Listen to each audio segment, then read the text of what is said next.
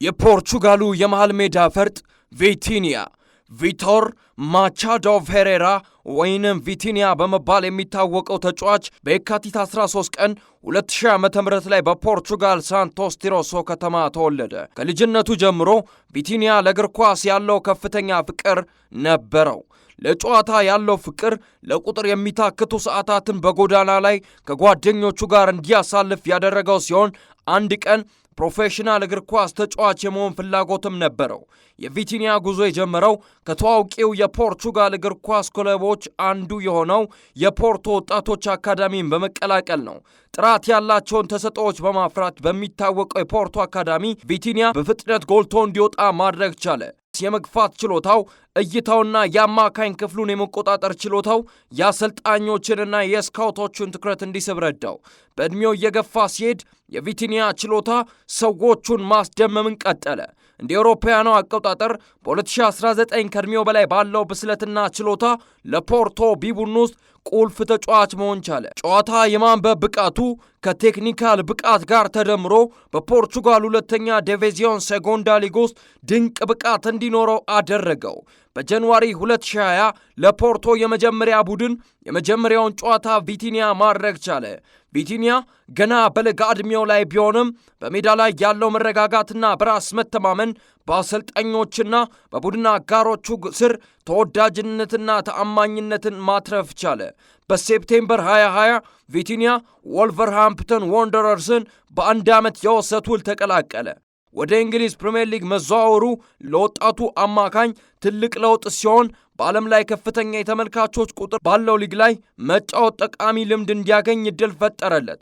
ምንም እንኳን እሱ ያሰበውን ያህል የመጫወቻ ጊዜ ባያገኝም ቪቲኒያ በእንግሊዝ ውስጥ ባሳለፈው ጊዜ እንደ ተጫዋችም ሆነ እንደ ግለሰብ እንዲያድግ ረዳው። ወልቨርሃምፕተን በነበረበት የውሰት ውል በኋላ ቪቲኒያ ለ2021-22 የውድድር ዓመት ወደ ፖርቶ ተመለሰ። በእንግሊዝ የነበረው ቆይታ የበለጠ የተሟላና ጠንካራ ተጫዋች እንዲሆን አደረገው። በፍጥነት በፖርቶ መሃል ሜዳ ላይ ራሱን በማሰረጽ የቡድኑ ስኬት ዋነኛ አካል መሆን ቻለ። የጨዋታውንም ፍጥነት የመቆጣጠር ችሎታውና ከፈጠራውና በእይታው ጋር ተደምሮ የክለቡ ቁልፍ አድርጎታል።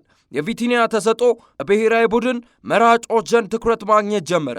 በ2022 ለፖርቹጋል ብሔራዊ ቡድን የመጀመሪያ ጨዋታውን ማድረግ ቻለ። አገሩን መወከል ለቪቲኒያ ህልምና በፍጥነት ከብሔራዊ ቡድኑ ጋር ተዋህዶ የቡድኑ አስፈላጊ ተጫዋች እንዲሆንም አድርጎታል።